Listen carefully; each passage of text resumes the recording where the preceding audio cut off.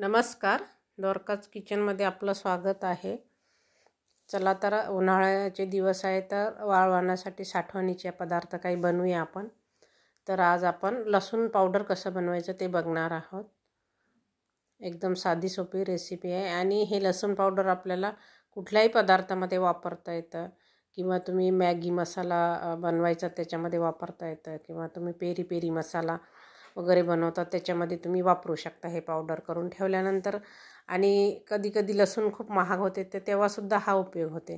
तर हे मी गावरान लसूण घेतला, घरचाच लसूण आहे आणि छान सोलून घेतला. मध्ये जे काड्या असतात त्या काड्या काढून घेतल्या आणि बाजूचे जे देठ आहे ते पण काढून घेतले. त्याला थोडीशी माती वगैरे असते आणि छान स्वच्छ करून हा लसूण घेतला मी. आणि आता आपण याच्यामध्ये पाणी टाकून घेऊया आणि पूर्ण हा लसूण चाळणीमध्ये काढून घेऊया. थोडासा ओलसर झाला म्हणजे लवकर मिक्सरमधून लवकर निघते. आपल्याला खूप बारीक नाही करायचं, थोडंसं जाडसरच करायचं आहे. तुम्ही पाट्यावर ठेसून घेतला तरीसुद्धा चालते. तर हे चाळणीमध्ये मी काढून घेतला, खाली प्लेट ठेवली, ती पाणी निथायला गेलं. आता आपण हे सगळं लसूण मिक्सरच्या भांड्यामध्ये टाकून घेऊया आणि पल्स मोडवरती कमी जास्त करत हा थोडंसं जाडसर लसूण आपल्याला हे वाटून घ्यायचं आहे. बघू शकता तुम्ही पाट्यावर ठेसून घेतला तरीसुद्धा चालते, कारण उन्हाळ्याचे दिवस आहे आणि लसूण सध्या बाजारामध्ये स्वस्त आहे. नवीन लसूण बाजारात येते. तर आधी ताटाला तेल लावून घेतलं आणि थोडा थोडा लसूण घालायचं. हे जे आपण मिक्सरमधून लसूण जाडसर पेस्ट करून घेतली ती घालायची आणि जाडसरच ठेवायचं. तुम्ही छोटे छोटे असं टिक्कीसारखं बनवून ठेवलं तरीसुद्धा चालते. आणि 2-3 तासानंतर पुन्हा खालीवर करायचं म्हणजे ताटाला चिटकणार नाही. आता हे अजून एका ताटामध्ये राहिलेलं काढून घेते मी आणि पूर्ण ताटामध्ये हे पण पसरवून घेते. दोन्ही ताटामध्ये व्यवस्थित पसरवून घेतलं. आता आपण हे वरती उन्हामध्ये ठेवूया. तर हे उन्हामध्ये ठेवलं मी आणि 2 तासानंतर याला खालीवर करून घ्यायचं म्हणजे ताटाला चिटकत नाही.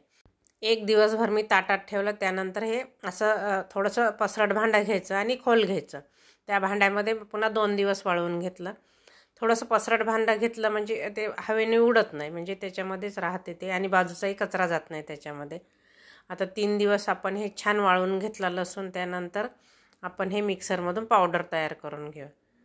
आता उन्हाळ्याचे दिवस असल्यामुळं 3 दिवसात हा लसूण छान वाळला गेला आणि शक्यतो हे पदार्थ उन्हाळ्यातच करायचे, कारण थोडंसं जरी आभाळाचं वातावरण असलं की लगेच ते थोडंसं ओलसरपणा जाणवते त्याला. आणि तुम्हाला किती प्रमाणात करायचं त्यानुसार तुम्ही करू शकता. मस्त पावडर झाली, बघू शकता तुम्ही, चाळायची सुद्धा गरज नाही आहे. आणि एखाद्या छान पॅक झाकणाची बरणी असेल हवाबंद, डब्यामध्ये भरून ठेवू शकता किंवा आजकाल ते लॉकच्या पिशव्या मिळते त्यामध्ये जरी ठेवलं तरी हे वर्षभर जशाला तसंच हे लसूण पावडर राहते. बघू शकता तुम्ही आणि कुठल्याही पदार्थामध्ये वापरू शकता. तुम्ही मॅगी मसाला घरी बनवत असाल तर त्याच्यामध्ये वापरू शकता किंवा पेरी पेरी मसाला जर घरी बनवत असाल त्याच्यामध्ये वापरू शकता. पराठे, तुम्हाला जर घाई गडबडीमध्ये लसूण सोलायला वेळ नसेल तर त्यावेळी तुम्हाला हे उपयोगी पडतं लसूण पावडर.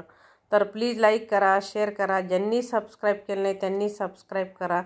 आणि टिकायलासुद्धा हे वर्षभर टिकतात आणि आपल्यालासुद्धा वर्षभर हे लसूण पावडर उपयोगात येते. धन्यवाद.